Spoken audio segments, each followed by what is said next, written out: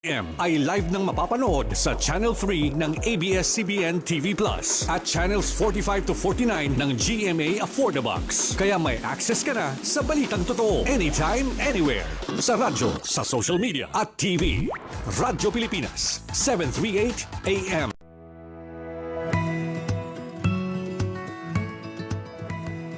Sa isang bagong Pilipinas, hindi dapat makamba ang pamilyang Pilipino sa mga bayarin sa ospital.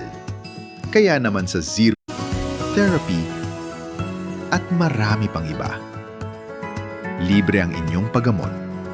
Ang pangangalaga sa kalusugan ng mamamayan ay ang ating pangunahing tungkulin dahil ang serbisyong medikal ay karapatan at hindi dagdag pasanin. Paano nga ba mag-register para magkaroon ng schedule sa Bagong Pilipinas Presidential Action Center? Narito ang mga dapat gawin. Gamit ang iyong mobile device, pumunta sa eGov.ph app. Pwede itong i-download mula sa Apple App Store o sa Google Play Store. Gumawa ng account. Ilagay ang email address, valid mobile number, pagkatapos ay makakatanggap ka ng one-time code sa iyong email. Gamitin ang code sa eGov app para sa verification ng iyong account at ng mga impormasyong ibinigay. Congratulations! Meron ka ng eGov.ph app account. Pwede mo na ma-access ang iba't ibang serbisyo ng gobyerno kabilang ang mga serbisyo sa Bagong Pilipinas Presidential Action Center. Ito ang Presidential Broadcast Service. Radyo Pilipinas. Radyo Publiko Ng Bagong Pilipinas para sa Bagong Pilipino. Naghahatid ng mahahalagang balita at impormasyon na guugnay ng pamahalaan sa sambayanan. Tulay sa himpapawid ng serbisyo publiko. Radyo Pilipinas. Radyo Publiko. Ang boses ng Pangulo. Sa Mega Manila, 738. Radyo Pilipinas. Radyo Publiko. Alas 7:30 ng gabi na. Kinig-nood na sa programang tampok ang mga viral topics sa internet. Vloggers ng Bagong Pilipinas. Vloggers ng Bagong Pilipinas. Alamin at unawain ang mga kwento sa likod ng mga paksang pinag-uusapan sa social media. Vloggers ng Bagong Pilipinas. Dito sa Radyo Pilipinas. Radyo Publiko 738. Time check, it's 7:35 p.m. Vloggers ng Bagong Pilipinas. Dito sa Radyo Pilipinas. Radyo Publiko 738. Ayan. Magandang gabi po, Luzon, Visayas at Mindanao at sa mga kababayan nating OFW sa buong mundo. Nandito na naman po tayo sa isang oras na kwentuhan, balitaan at talakayan dito sa Radyo Pilipinas. Ako po si Admin Rich. Samahan ninyo kami tuwing linggo mula 7:30 hanggang 8:30 ng gabi para sa isang makabuluhang talakayan tungkol sa may init na issue, trending na kwento at nakaka-inspire na kwentuhan at mga balitang dapat mong malaman. Yan, ang Radyo Pilipinas po ay napapanood sa lahat ng social media platforms sa pangunguna ng Facebook live streaming ng Radyo Pilipinas at 104.3 The Capital. Makakasama po natin ngayon ay si Prince AJ. AJ, bumati ka muna. Ayun, no, magandang gabi po sa ating mga televiewers, sa ating mga supporters at followers diya sa inyong mga social media. Napapanood din po sa Free TV, sa mga mayroong TV Plus na nasa channel 3 ng ABS-CBN at sa For the Box channels 45 to 49 ng GMA7. Mapapakinggan din kami sa Radyo Pilipinas 738 kHz sa inyong mga AM band. Ayan, at nagpapasalamat din po tayo sa pamunuan ng Presidential Communications Office at kay PCO Secretary Dave Gomez at maging sa pamunuan at staff ng Radyo Pilipinas. Maraming salamat po sa suporta na binibigay ninyo sa vloggers ng Bagong Pilipinas. At ngayon nga mga kaibigan, no, AJ, dito na muna tayo sa PBBM Good News. AJ, kanina ay pinuntahan natin yung Kamuning Footbridge at meron tayong video dyan na kung saan tayo ay pumunta at nakita natin yung bagong footbridge na ginawa ng ating Pangulo. Pero bago yan, AJ, play muna natin ang video. Tingnan yung itsura ng Kamuning Footbridge ngayon. Yan ang gawa ng isang presidente na may tunay na malasakit sa mga Pilipino. So, eto na nga mga kaibigan, no? Babagtasin na po natin. Yeah. So, ayan po mga kaibigan. Aakyat na po natin. Maganda na siya. Maganda na po siya. Hindi ka na po mahihirapan kapag ikaw ay umaakyat dito. Maganda na. At saka, safe. Di ba? Maganda at safe. Yan. Tapos meron pa siyang elevator. Ayan yung elevator niya, oh. Oh. Ayan na po ang elevator. Yan, nasa loob na po tayo ng elevator.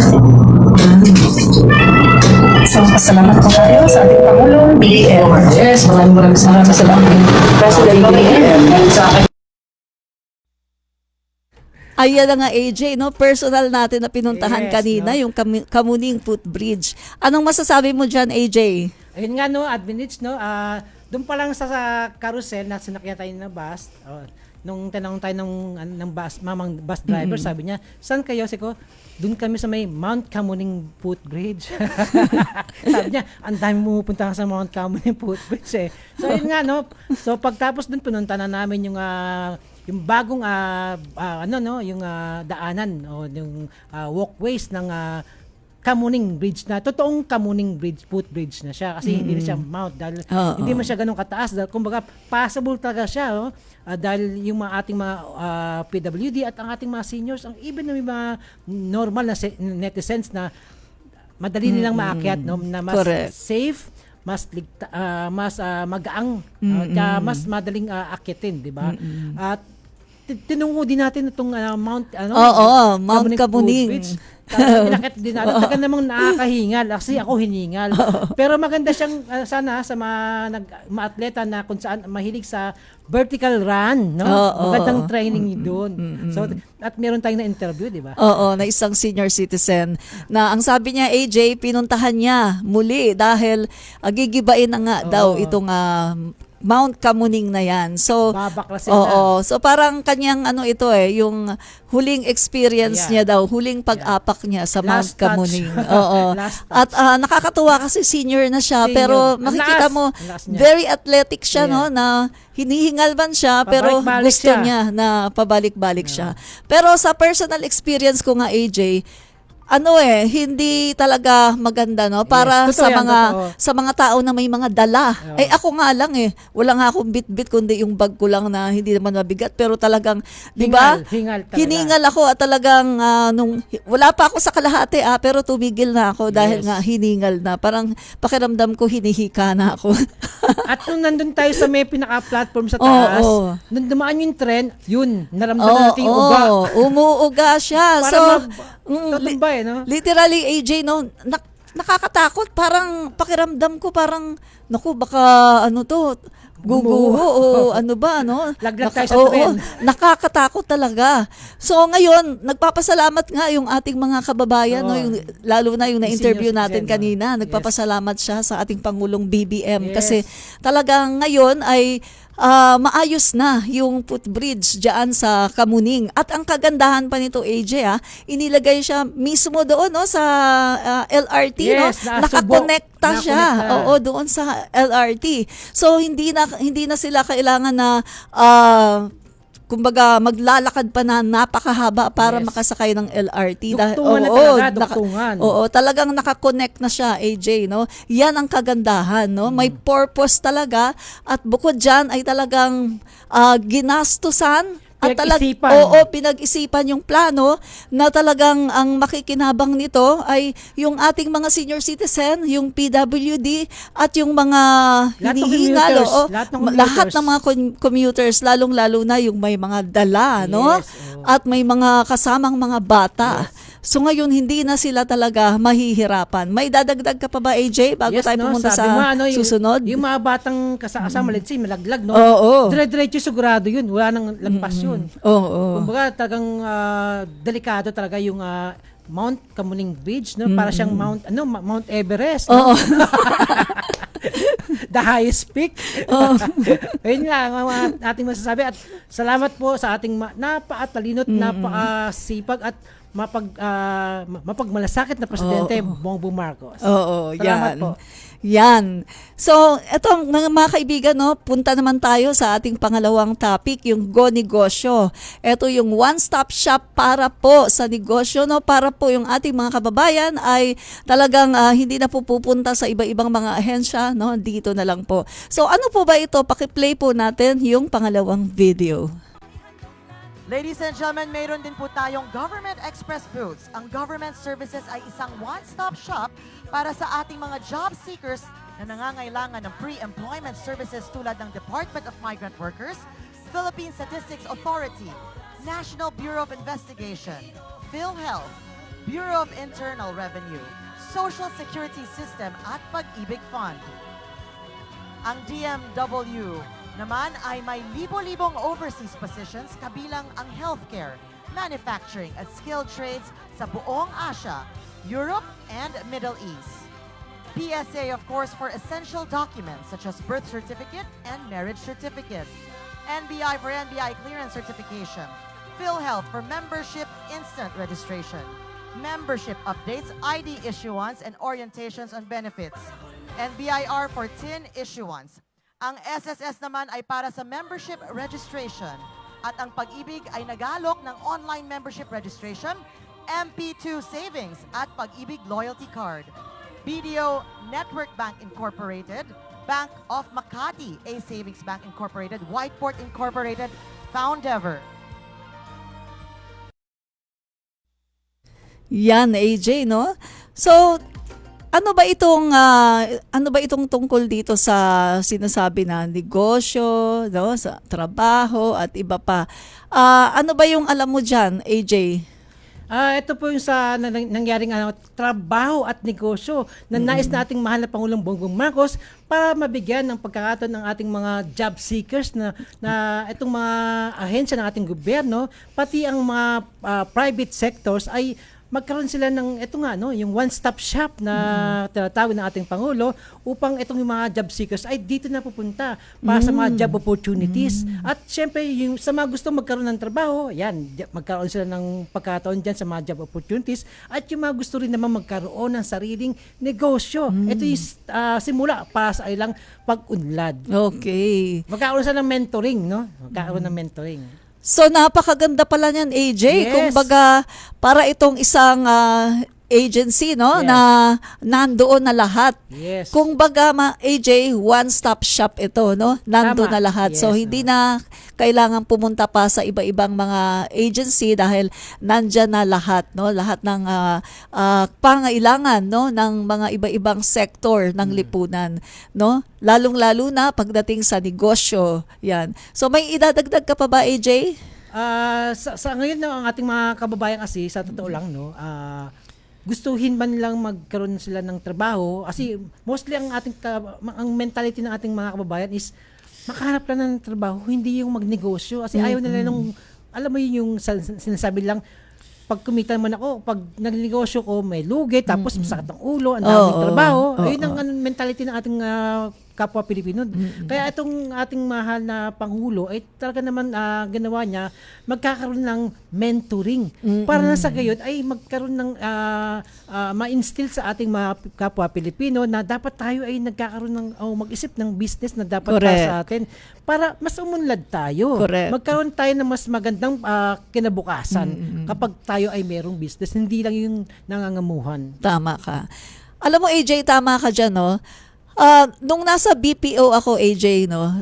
So nagkakausap, no?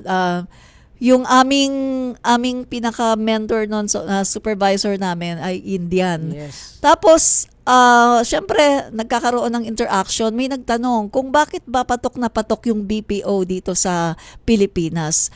Alam mo ang sagot niya, AJ?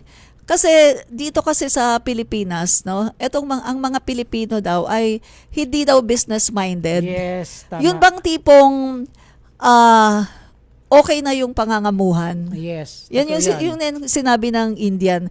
Unlike sa kanila, na talagang business-minded sila, AJ. Kahit nga yung ibang mga lahi, no, sa Southeast Asia, katulad na lang napuntahan kong bansa sa Malaysia. Yes. Halos lahat ng mga Malaysian may negosyo. Wala kang makikitang Malaysian doon na nagtitinda, na cashier sa isang mall o whatsoever. Talagang business-minded sila. At yan ang kulang sa mga Pilipino. Yes. Kasi hindi tayo ganun eh. Parang wala sa thinking natin, sa mindset natin na magnegosyo. Parang kontento lang tayo sa pangangamuhan at loyal tayo sa ating mga employer, no, na kahit alam natin na hindi naman tayo yayaman eh diyan totoo. diyan sa pagtatrabaho, AJ, hindi tayo yayaman, Yes. no?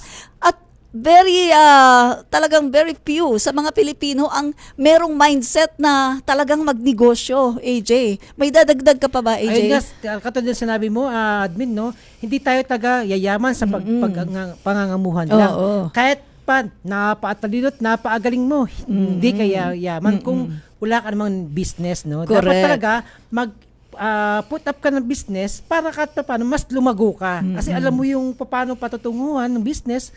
Kung nangangamuhan ka lang, alam mo, magaling ka, pero kanina mapupunta yung business, yung profit nun. Sa'yo ba? Hindi. Sweldo lang makukuha mo. Tumpak ka, AJ, no? Kaya napakaganda itong ginagawa ngayon ng ating Pangulo para ang mga Pilipino rin ay ma-encourage, Yes, AJ, tama, no? tama. Isang share lang, AJ, natatandaan ko lang kasi yung aking father na ngayon ay nasa heaven na, no? Alam mo, AJ, never siyang nangamuhan, never siyang naghanap ng trabaho para magtrabaho, no? Ang ginagawa niya talagang negosyo. Talagang negosyo siya mula noon. Pero nagiging successful naman siya, AJ. Nagkaroon kami ng malaking printing press, no, sa Cagayan de Oro, at yung mga malalaking mga company doon ay nakuha namin. Hindi ko na sabihin yung company kasi yan kumbaga parang Secret trade. Oo, so AJ, nakita ko sa father ko noon, ganun yung mindset niya, no? Pero unfortunately, walang nagmana sa kanyang mga anak kasi puro kami babae at hindi kami mga business-minded. Pero yung father ko talagang business-minded. Hindi talaga siya nagtatrabaho nangangamuhan. Kasi ang sabi niya sa amin, hindi naman tayo yaman sa pangangamuhan. So kailangan natin magnegosyo, no?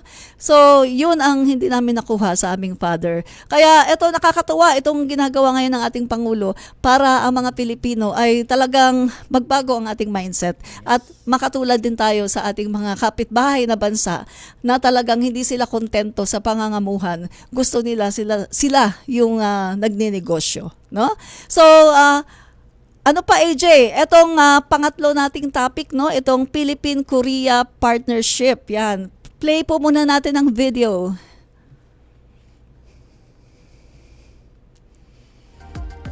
At this year's Philippines-Korea Business Forum, we are determined to advance policies that strengthen investor confidence, that expand opportunities for our peoples, and ensure that economic growth is shared.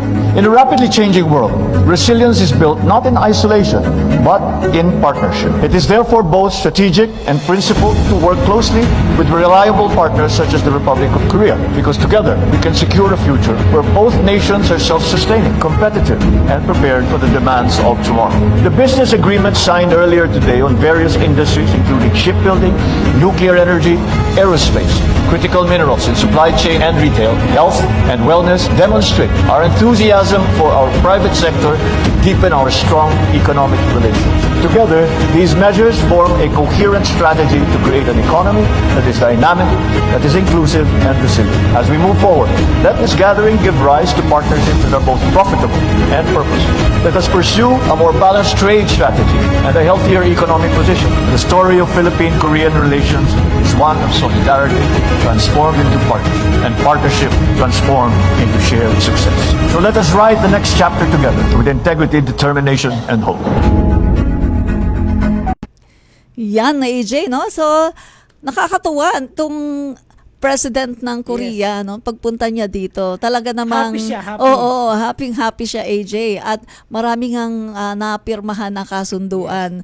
At yung gustong-gusto ko dito nga yung sa shipbuilding at saka sa nuclear, no? Kasi alam naman natin na marami ng bansa, no, sa buong mundo ang talagang gumagamit na ng nuclear.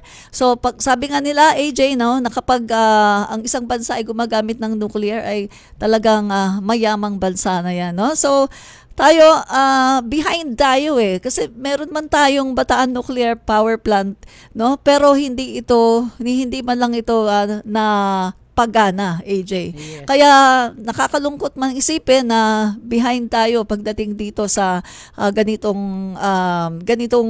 factor, pero hindi pa naman huli ang lahat, AJ, no? Totoo yan, no, Oo. Admin Liz, no, dahil merong isang itong ang Korea para sa ating pagpaplano, no, pag-aralan para ma-rehabilitate itong Bataan Nuclear Power Plant. Yun ang maganda diyan kasi pag-aaralan nila kung paano pa nila may rehabilitate itong BNPP. Diba? Ayun maganda sa mga naging kasunduan na yan. Although hindi pa taga para gawin, kundi pagplanuhan pa lang. Yes, tama ka dyan, AJ. At saka sa shipbuilding, di ba? Ayan, yun nandiyan yung Hyundai, di ba? Oo. Kasi alam naman natin na ang Korea magaling din yan, no, sa shipbuilding. At naalala nga dito, AJ, sa pagkikitang ito, no, ng President ng Korea at ni PBBM, naalala, AJ, yung ating history, no, na ang Pilipinas ay isa sa talaga namang lumaban, Yes. no, sa Korean Para War, sa nila. AJ, no, para sa kanila. At eto ay na-appreciate ito ng maraming mga Korean. At eto nga, AJ, sa pagkakaalam ko, maraming mga Korean ang talagang chine-cherish nila etong part ng history na kung saan ang Pilipinas at ang Korea ay talagang Strong ang nagkaisa bonding. at andun yung bonding. At eto ngayon ay mas lalo pang lumalakas, no, yung ating partnership with Korea dahil dito sa ginawa, no, ng ating Pangulo at ng President ng Korea.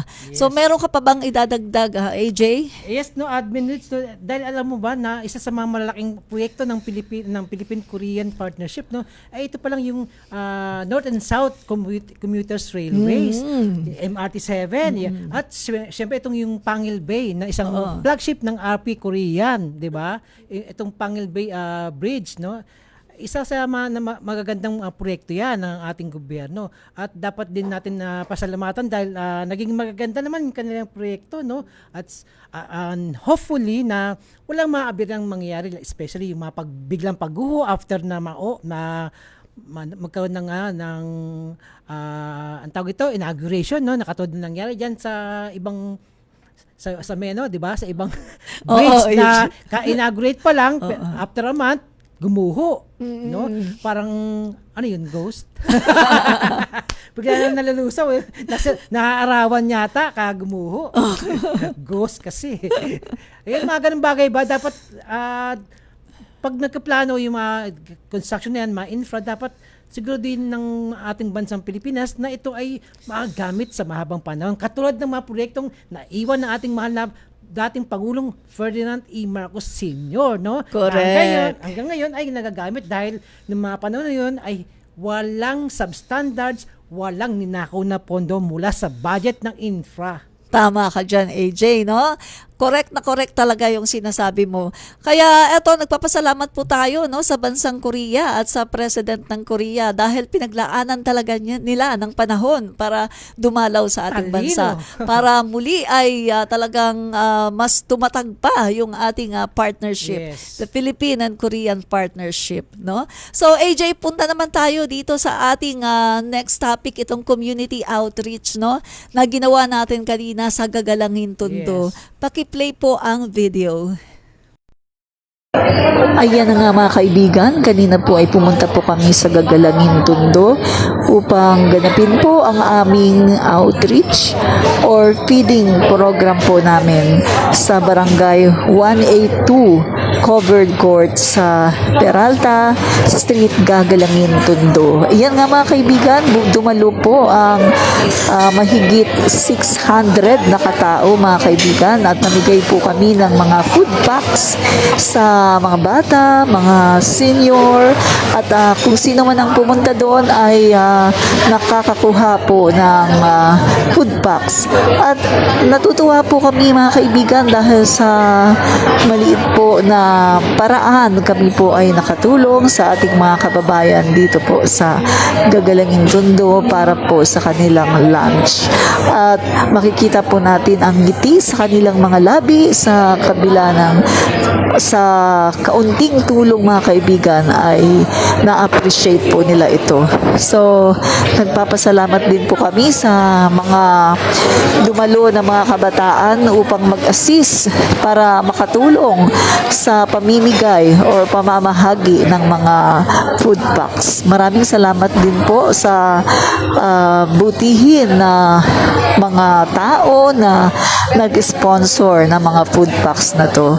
At ito po mga kaibigan ay aming first community interaction para po sa aming serbisyo para sa bayan podcast. So maraming pong salamat mga kaibigan. It's our own little way para po makatulong kami sa gobyerno ng ating Pangulong Ferdinand Bongbong Marcos Jr. Maraming pong salamat. Ito po ang Bagong Pilipinas. Yan nga AJ, no? Ginanap yan kanina at napakaganda ng experience natin AJ. Ano bang masasabi mo tungkol dito? Ayan, no, medyo napagod tayo dyan. Ilang araw na, no? O dahil sa pagpiprinting ng ating tarps, yung mga plano kung paano natin maisasagawa ng maayos at matiwasay. Siyempre, yung kanina, yung sa food packs, no, medyo tagang na-stress tayo dyan. Pero naging maayos naman, no, after ng ating mga ginawang pagpapakahirap po, how many days, no?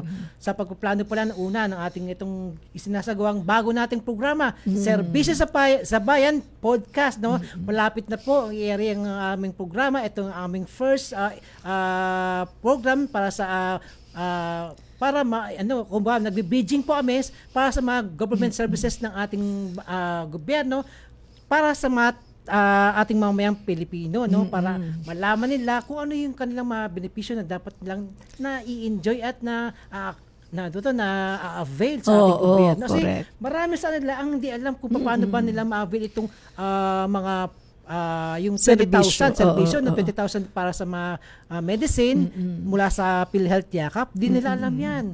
Pati yung libreng mga check-ups, yung mga laboratory test, di nila alam. Di nila alam. So isang matanda ron si nanay, si nanay Emeng na di raw niya alam.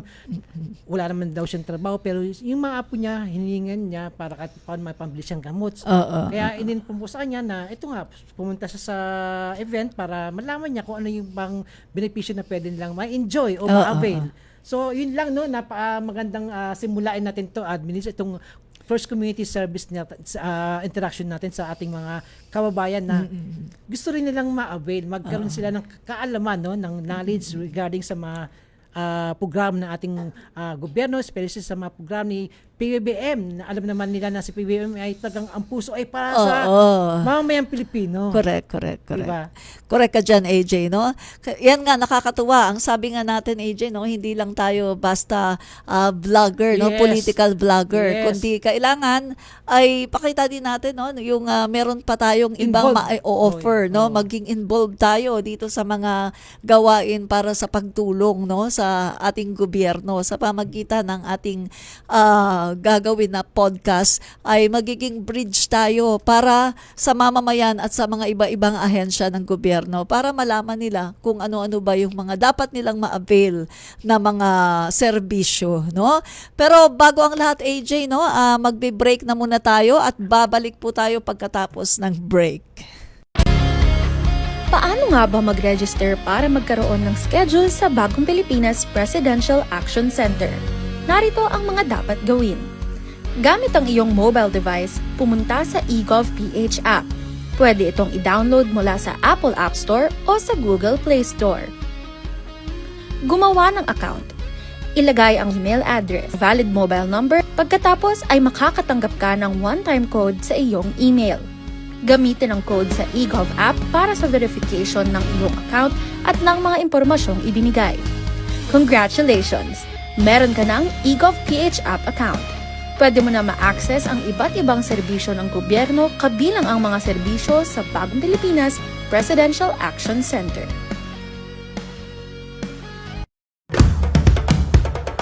Ito ang Presidential Broadcast Service Radyo Pilipinas. Radyo Publiko. ng Bagong Pilipinas para sa Bagong Pilipino.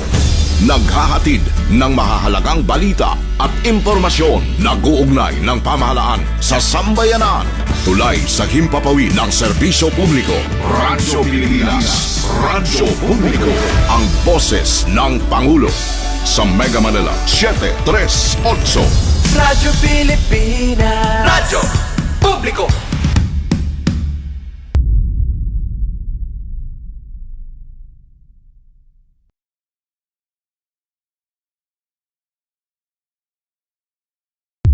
Na sa programang tampok ang mga viral topics sa internet. Vloggers ng Bagong Pilipinas. Vloggers ng Bagong Pilipinas. Alamin at unawain ang mga kwento sa likod ng mga paksang pinag-uusapan sa social media. Vloggers ng Bagong Pilipinas. Dito sa Radyo Pilipinas. Radyo Publiko 738. Alright, ayan na nga AJ.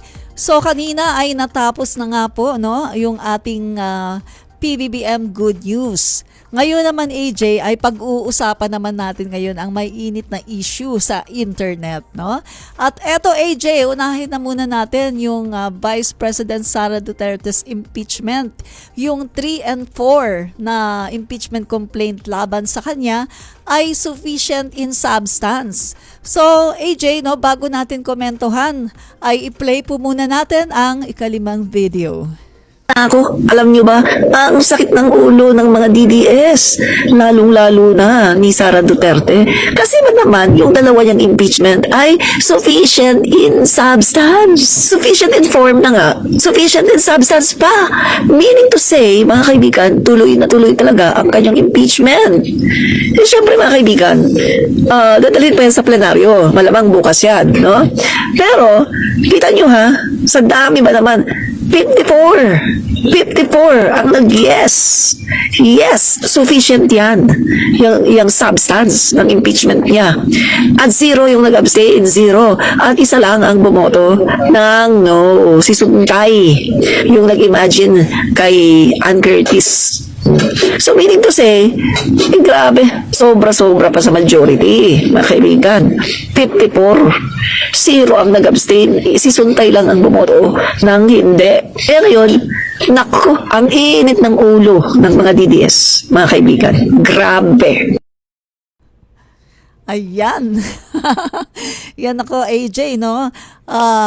Eto nga, talagang makikita natin ngayon bumabaha sa social media, AJ, no, na talagang yung galit, no, ng mga DDS, itong mga sumusuporta sa ating pangalawang Pangulo, Vice President Sara Duterte.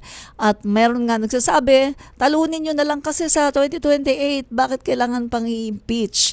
Ang usapan po kasi dito ay hindi po 2028, kundi yung accountability, no? At kailangan po talaga kung lalo na si Vice President Sara Duterte ay nagdeklara na tatakbo na Pangulo. Yes. So kailangan niya talaga na linisin ang kanyang pangalan. Yes. Kaya kung ikaw ay taga-suporta, no, ni Vice President Sara Duterte, dapat ay matuwa ka pa dito kasi ito yung kanyang platform, no, yung tamang lugar para talagang linisin ang kanyang pangalan at sagutin ang lahat ng mga katanungan, lahat ng mga ibinibintang sa kanya, no?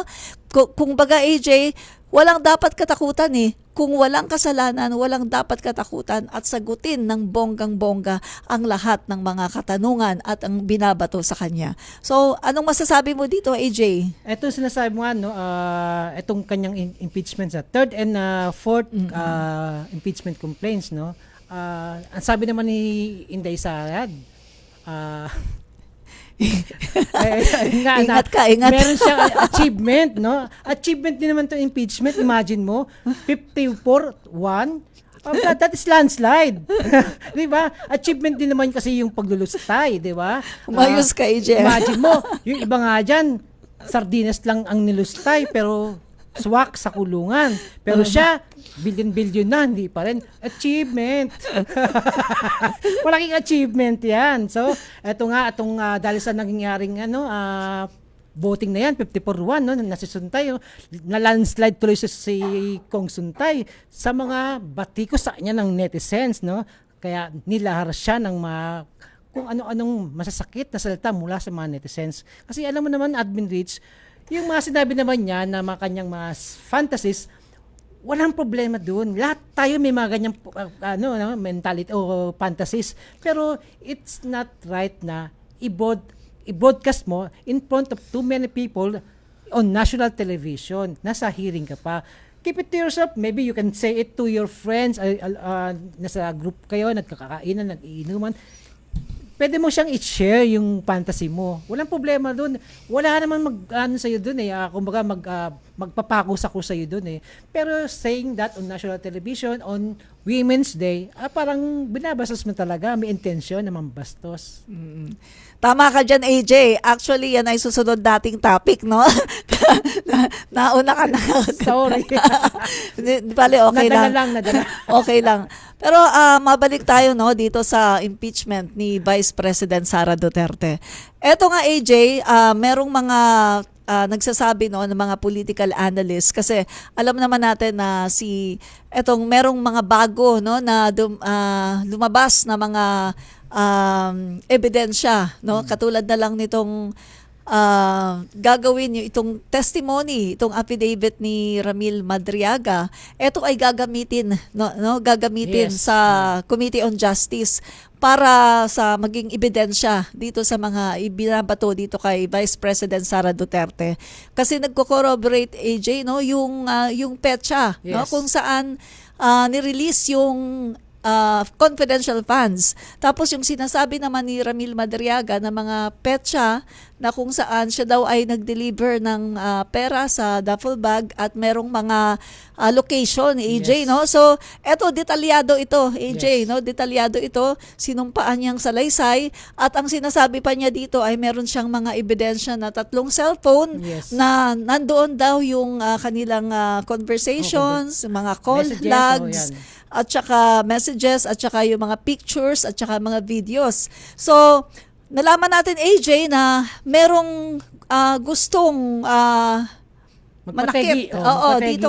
Dito kay Ramil Madriaga. At umaksyon na nga kaagad ang NBI, Yes. 'di ba? Siya ay inilipat. So, nakita natin, AJ, na merong effort na patahimikin, Yes. no, si Ramil Madriaga. At nakita natin na etong si Vice President Sara Duterte ay biglaan din na nagsampa ng Umaksyon, kaso, no? Na nakita naman natin for 3 years, napakarami sa kanyang bumabatikos. At itong si Ramil Madriaga, last year pa yan, AJ, talagang kung ano-ano na mga sinasabi, 'di ba? Na mga inilalabas na mga akusasyon, pero hindi naman siya sinampahan ng kaso. Pero magtataka ka talaga. Well, hindi na tayo nagtataka kasi timing talaga, no, na kung kailan siya itong impeachment ni Vice President Sara Duterte ay Naihain nagpa-progress, na. AJ, ay sa kanya talagang sinampahan ng kaso. So, meaning to say, may mga nagsasabi, mga political analysts, na ito daw ay isang klase, no, ng intimidation to Yes. intimidate the witness. At saka para magkaroon daw ng chilling effect na yung mga magiging witness ay ganun din ang mangyayari sa kanila, sila ay kakasuhan din, Yes. no? So, maraming mga maririnig tayo sa social media na mga iba-ibang mga reaksyon Yes. ng And mga opinions, opinion ng mga political analysts at ng mga malalaking mga tao, no, sa social media, na ito yung kanilang take dito, AJ, na itong aksyon na ito ng Vice Presidente ay hindi ito nataon lang, kundi may purpose ito para patahimikin, no, itong si Ramil Madriaga, dahil napaka-importante, AJ, ng kanyang affidavit. At eto, AJ, kapag talaga siya ito bistigo, nako, yari talaga ang Vice Presidente. Ayos ang boto-boto. Ano pang masasabi mo, AJ? And not only that, no, admin, no, kasi for how many years, no, itong si Sentry, no, na rumaratat sa mag-amang Duterte. Hindi lang sa mag-ama, mag-aamang Duterte. Regarding sa alang mga sinasabing tagong o ill-gotten wealth, no, na may sinasabi si Sentry na itong mag-ama ay merong kumbaga yung joint account na pinapasukan ng mga bilyong-bilyong pera mula sa drug money, di ba? So, pero never na nag-file si Sara regarding that. Pero bakit kay ito si Madriaga, nag-file siya? Samantalang, hindi pa naman taga siya makasiguro na totoo pa rin yung sinasabi nitong Madriaga. Unless, kaya siya nag-file dahil para i-intimidate itong si Madriaga. Just to make it sure, no, na talagang mapupunta sa kanya yung loyalty pa rin nitong Madriaga, mag-turn back pa rin sa kanya si itong Madriaga. Pero I don't think Madriaga will do that. Kasi talagang he made that his mind na talaga na lumaban kay Sara. Kasi nga, for the longest time, na hindi siya inintindi nitong mga Duterte. Bagkus, siya pa ay dinimanda at naipakulong. Tama ka dyan, AJ. There's no way na parang it's no turning back. Ganun. Tama ka dyan, AJ. Ano? At saka may nabalita, di ba, na tinangka siya na i-bribe. Oh, yes, no? totoo. 1 billion yun, ha? 1 billion. Ayan yung nabalita. So, kung ganun talaga, no, sinasabi nga ni dating Senator Trillanes na ito ay galing sa kampo, no, ng mga Duterte. So, nakikita natin na merong effort, no, para patahimikin nga itong si Ramil Madriaga. Kaya ngayon, AJ, no, sa nakikita natin, ang ating Vice Presidente ay parang nagpapanik na dahil dito sa nangyayari. Yan, no? At kung ano-ano na yung mga nilalabas niya, AJ, no, na mga kung ano nung mga press release, mga videos, at saka yung iba naman ay talagang wala sa hulog na mga statement. Yes, totoo yan. No? Katulad na lang ng pagpuna niya, ang sabi niya, napakadali lang naman daw magpadala ng eroplano. Di ba, AJ? Eroplanong papel ba yan? Madali talagang magpadala ng eroplano. Ang problema, dadaan kasi may mga airspace. Nakasarado. Yung iba naman, may mga bomba. Under attack yun. Oo, yung iba naman ay talagang nakasarado. Bawal mag-landing. So, anong gagawin mo sa eroplano? Yes, diba? Madali, totoo yan. Kung wala namang war. Kung hindi war-prone yung area, pwede mong padala. Walang problema dun. Anywhere in the world. Pero pag war-prone yung area, hindi pwedeng basta-basta kalilipad dahil meron sa'yo na atutok, naka-target sa'yo kagad. At ginawa pa niyang example yung sa Davao daw. Yung sa COVID. Iba naman yun, AJ.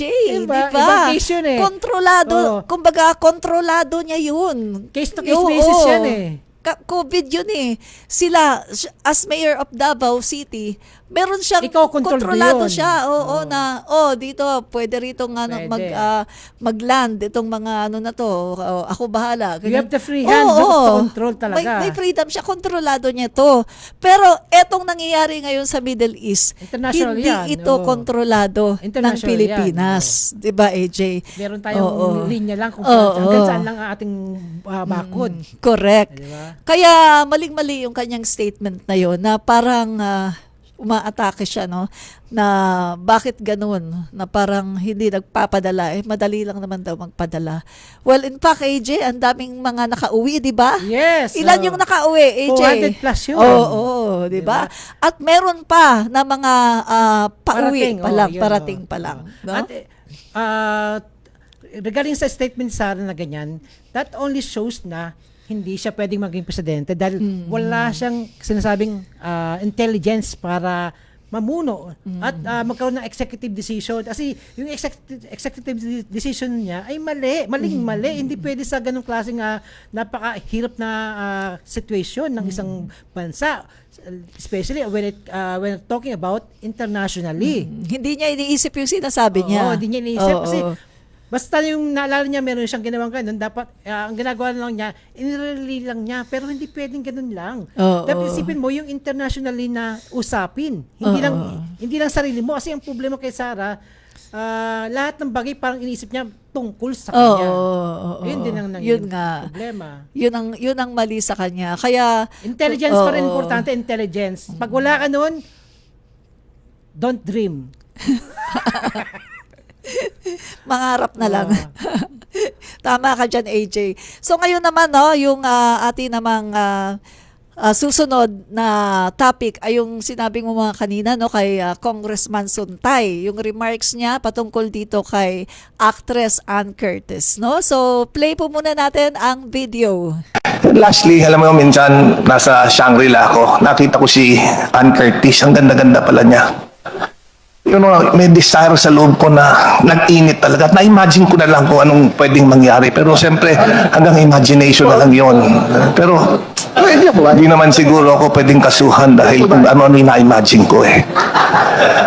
Thank you very much, Madam Chair. Yan, AJ, no?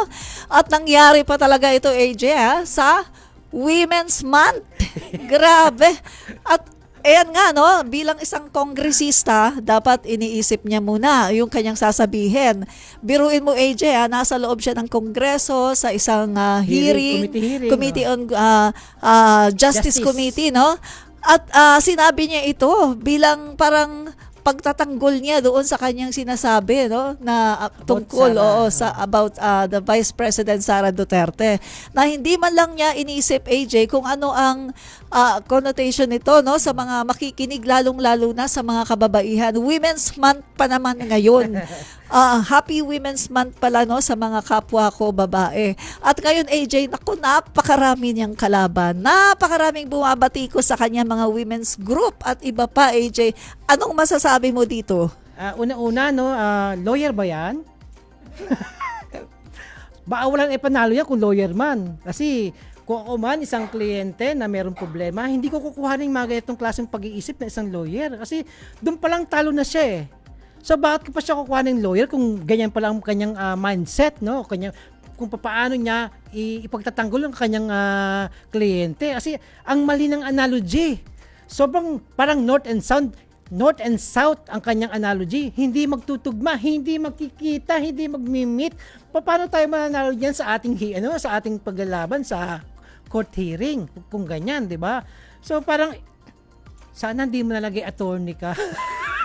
Kasi kung ganyan din naman ang iyong opinion, actually, pwede mo naman tagang isipin ng mga ganyang fantasies mo, walang problema, walang pwedeng magpako sa krus sa'yo, no? Kasi lahat tayo may mga fantasies na sa bawat isa sa atin. Pero when talking about these fantasies, siguro pwede natin itong sabihin sa ating close friends, o kaya nag-iinuman tayo, napag-usapan, there's no problem, no? Wala talagang problema dun. Walang magpapako, walang magdidemanda sa'yo. Pero nasabi mo yan para mag-analogy sa isang bagay na ang layo-layo nga, no? Nasa national television ka. Parang wala kang utak. Oo, ganun yung ginawa niyang paglalarawan sa... Wala ang layos. Parang pambabastos na lang. Plainly, pambabastos. Oo.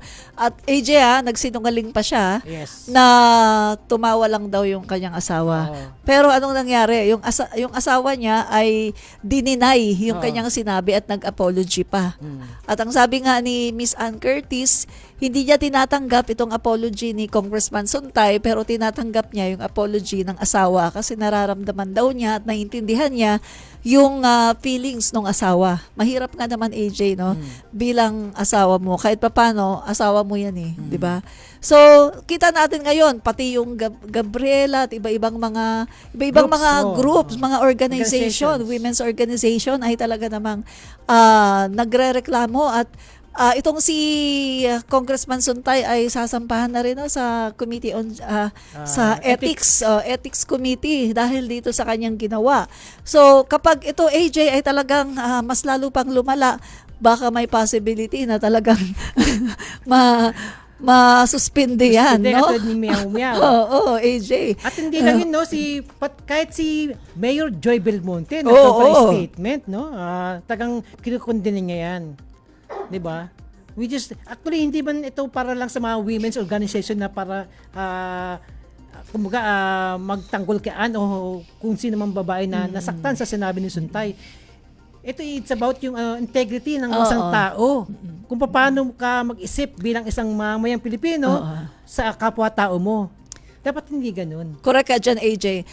Alam mo, AJ, tama ka, hindi lang babae. Kasi may mga nakikita ako sa social media, no?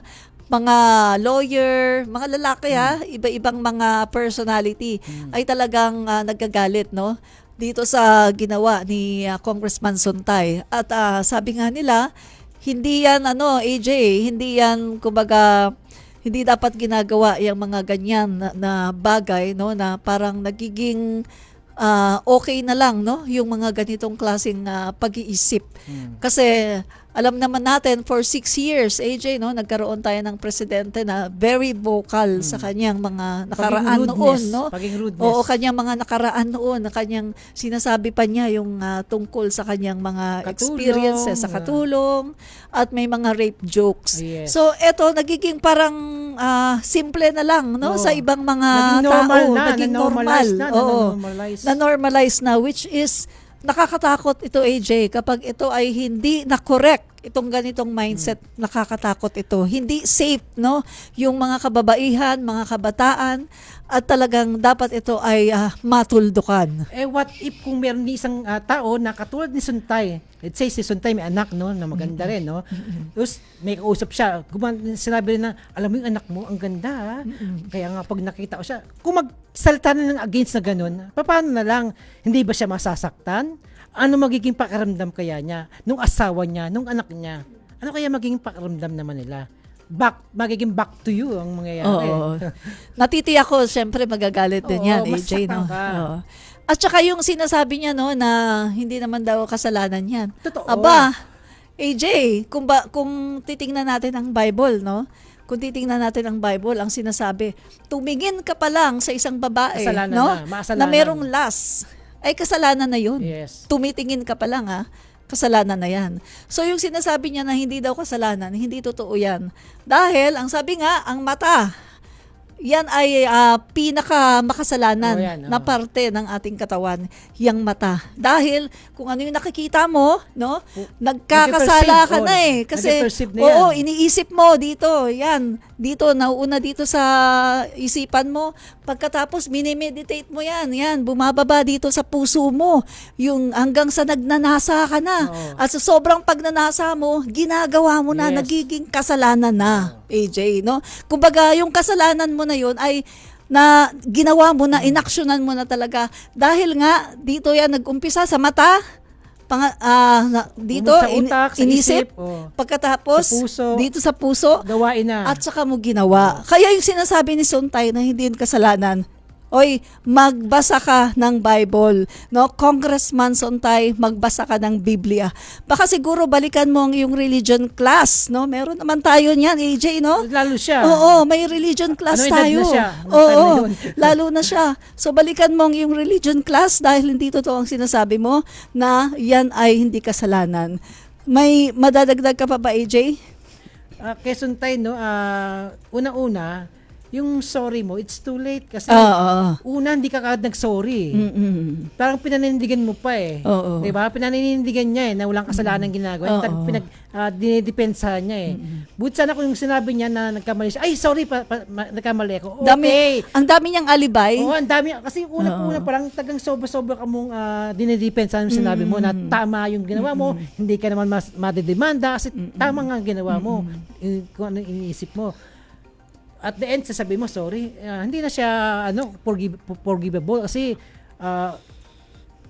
pinagkaano mo na pinanindigan mo na yung ginawa mo tapos sorry ka, hindi na siya forgivable. Dapat una pa lang na pagkaasabi mo ay sorry, nadulas ang dila ko, hindi ko minimin na masabi yun, pero lumabas sa bibig. Alam mo, minsan ang God, no, merong way yan para mabuking ang iyong iniisip through your tank. Magpapamak sa'yo yung tank mo talaga. Tama ka dyan, AJ, no?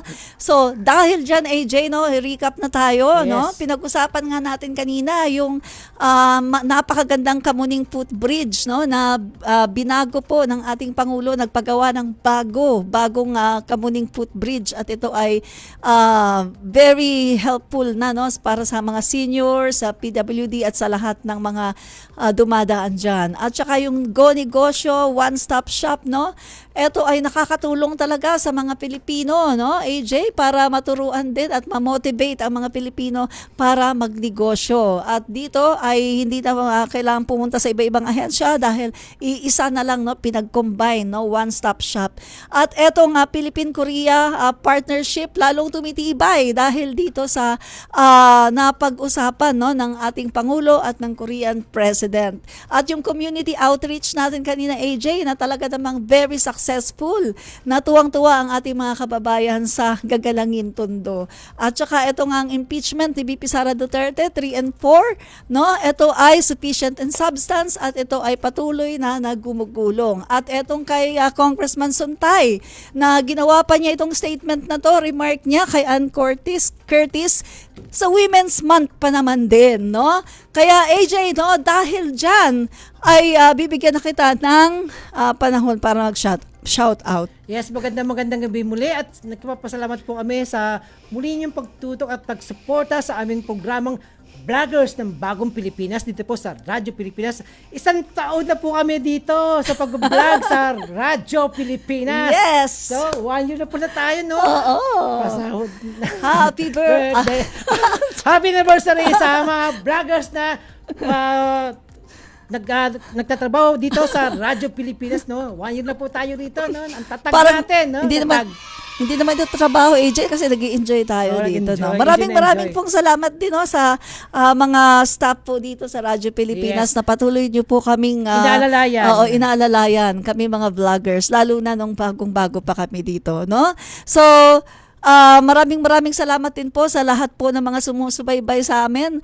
At meron ka pang sige, isa na lang. At siyempre po, no, huwag niyo kalimutan na aming panibagong programa na aming podcast, Serbisyo sa Bayan po, no? Podcast, no? Maaring maipanabas itong 3rd week ng March, no? Ito, subaybayan po niyo kami sa aming panibagong journey ni Advin Rich at ni 31 Million at ni RJ Angeles RN. Salamat po. Okay. AJ13 So, mga kaibigan, ako naman. So, maraming po salamat sa mga nanonood po sa atin every Sunday 7:30 to 8:30 ng gabi. At salamat din po, no, sa mga staff ng Radyo Pilipinas, at paki-follow na rin po, no, ang aming serbisyo sa Bayan Podcast, para po yan sa serbisyo, no, sa bayan, para makatulong po kami sa ating Pangulong BBM at sa gobyerno. At mga kaibigan, Admin Rich, komentarista sa aking pages at saka TikTok at saka YouTube, Admin Rich din po. Marami po salamat. Good night and God bless! Dito lang. Vloggers ng Pilipinas. Dito